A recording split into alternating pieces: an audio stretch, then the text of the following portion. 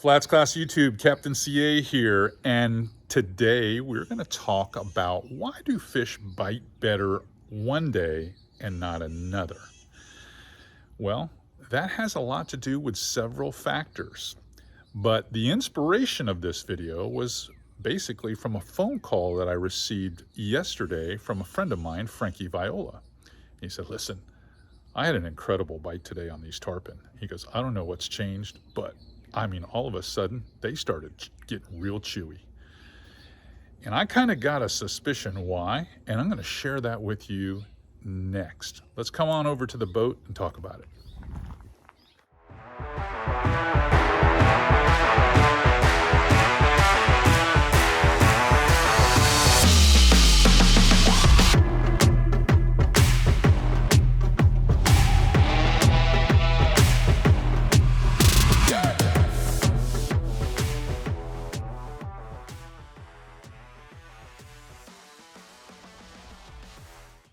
It is early summer and you can hear these birds out here. I live on a wooded property.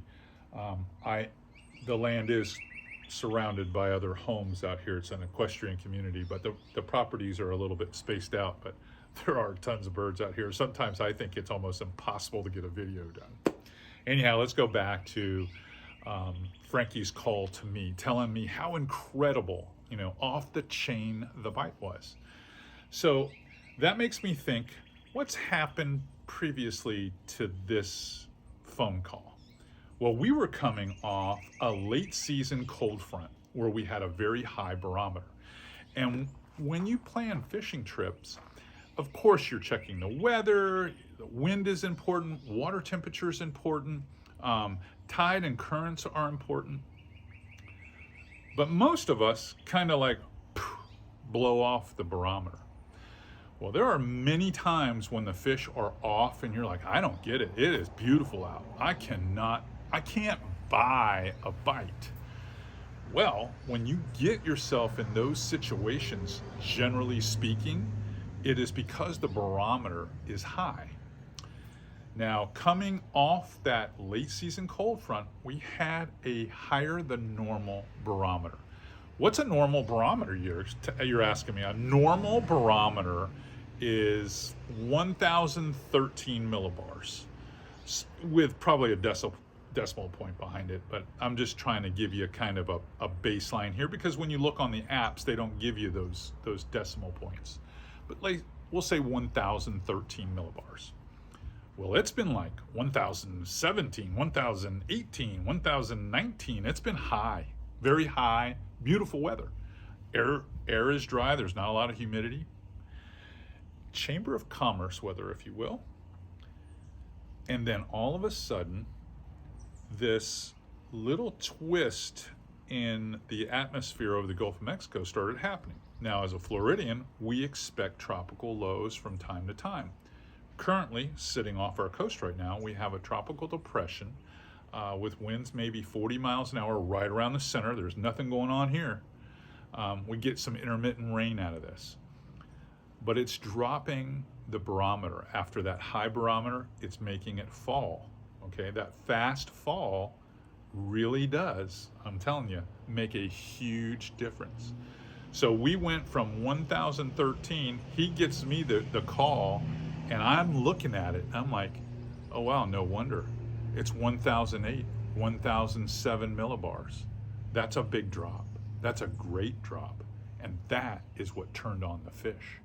Because when you have a falling barometer, all of a sudden the fish feel better. Anytime the barometer is under the stable number of 1,013 and it's a little bit lower, it generally is better fishing anyhow.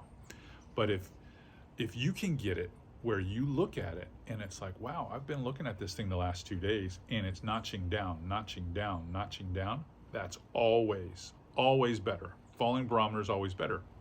So then the next question begs, so what's going to happen when the barometer starts going back up, when Tropical Depression Arlene either dissipates or moves away? Well, yes, the pressure will rise a little bit, a few points. But as long as it's stable at 1,013 or just under, it's still going to be pretty decent fishing. It's when it gets back over 1,013 millibars again and gets to 1,014 and 15. I always look back 36 to 48 hours and see what that pressure is doing, because it's always changing. It's the only constant in fishing. It's always changing a little bit. When it starts to where we're starting to get that bump up, I know it's going to get tougher, and I'm going to have to start adjusting my fishing. And what do I mean by that? I'm about to share that with you with these lures right now. So for instance, when that pressure starts getting high, like we had during the cold front over the Memorial Day weekend and the air dried out, bluebird skies, for the most part, calm seas until the afternoons, I was using a lot of, just small bucktail jigs, a lot of the bug stuff, a lot of the stuff I've tied, but just little baits that stay close to the bottom. Ned rigs, slow rolling a 1/4 ounce spoon to cover a little bit of water, trying to get a reaction bite. So during those high pressure times, I'm typically fishing, because we have in many of those days beautiful weather. It's hard to catch fish super shallow.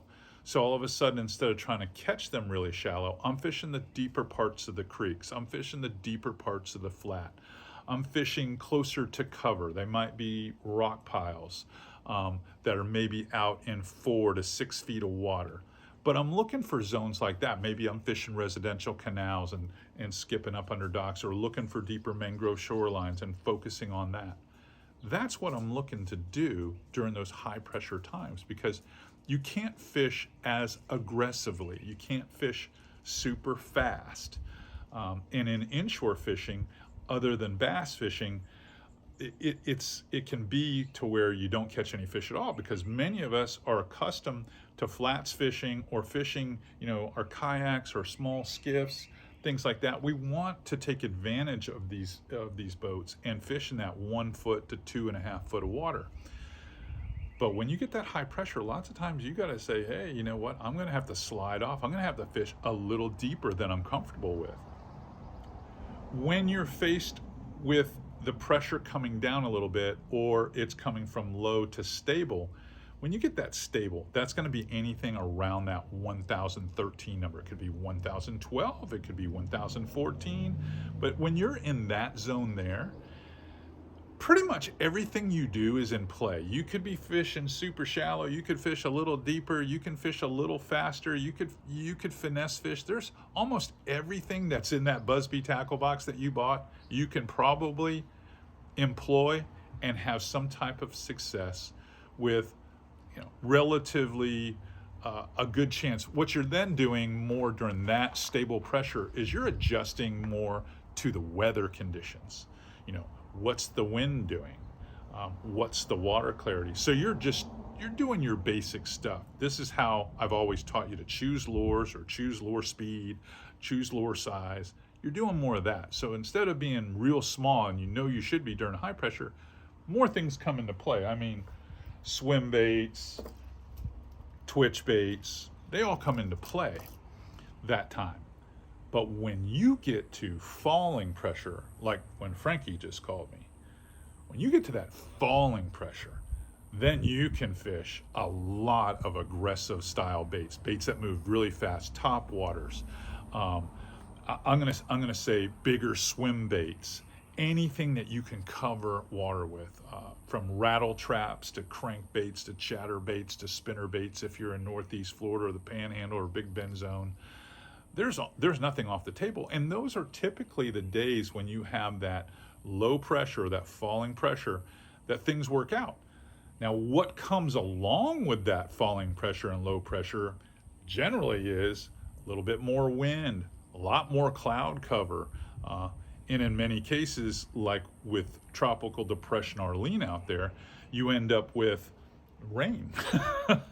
So without putting yourself or your friends or family at risk, if you use a little bit of common sense, you can really use that major change in air masses to your advantage. I'm not discouraging you to fish on high pressure days. don't think that, okay, well, he said I'm pretty much going to have to do, you know, this to catch fish on this day. You're always going to figure it out, but it's a lot tougher on those bluebird high pressure days than it is on those cloudy, breezier days with lower barometers. And that's the only thing that I really wanted to drive home in this little, you know, piece of fishing advice, if you will. It's a tip, but it's a piece of fishing advice because every area fishes a little bit different. But if you've ever wondered why, golly, I had an incredible day of fishing today, go check that app and see what that barometer was. I'll kind of bet it was under 1,013 millibars. I'm willing to wager you on that. All right, let's do me a favor and you a favor. I want to have you here in my virtual classroom each and every week. And the best way I can do that is for you to reach over here and hit that subscribe button, hit the notification bell so that you know we have a video that comes out every day. And it gives me an opportunity to connect with you guys because we're around, you know, 30-odd thousand subs now. But when this channel gets to 50,000 subs, I promise you, we are going to take it to a whole nother level. I'm going to be able to go more places, teach you more things in different regions of the state too. So for now, let's learn something. But in the future, let's go places. All right, that's all I've got for you now. I'm going to go work on another YouTube video.